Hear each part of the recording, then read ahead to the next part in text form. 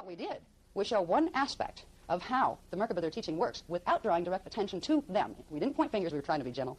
But what we'll do is show you where what we described in Voyagers as the 34/21 reversed Merkaba fits in exactly with the 34/21 same spin sets, because it's a stage in developing those. So I just want you to know that it's almost like subtle warfare, psychological warfare going down in the States anyway. I don't know how much it's affecting people in England. They're probably like spared, I think, a little bit, because that particular movement is not as strong in England as it is in the States.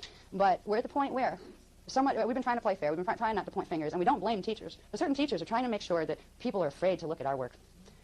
There's been a number of people who have said that the whole conflict between the two scares the hell out of me. So I'm not going to do any ascension teachings. Great. Just let your Metatronic Merkaba inside run you right off a cliff, because that's what it'll do. This is why it's important at this point, because people have until Heath Alon. After Heath Alon, they can't pick out the Golden Fleece House Matrix.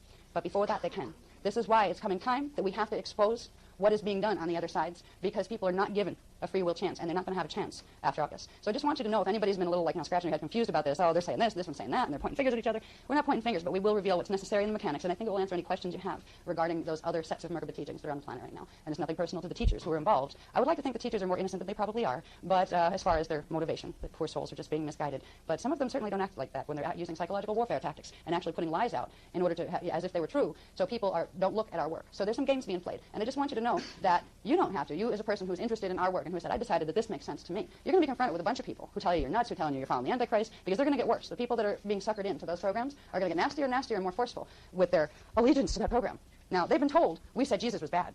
Excuse me, we said we were teaching the same things Jesus taught. You know, wait a minute. Now, if you run into people that you care about, perhaps, that are going in the other directions in the New Age movement, you will now have, I wouldn't say an argument, but a point of view that if they might listen to, you could show them why you're doing what you're doing. It's not just one favoring one teacher, one favoring another. You have a logical sequence of information after this workshop where you can show them what is taking place, and it may make a difference for them. So you don't have to kind of feel bad. Oh, geez, you know, it will like dispel the doubts that you might be carrying. Because all of us are like, oh, geez, I think I believe in the right teacher. You know what I mean? We go through that. But you'll find out what Metatronics are really about here, and you will find out what the answer to them is. You already know what the answer is, but where they go together. So when we come back after break, we'll go into the Cathara grids.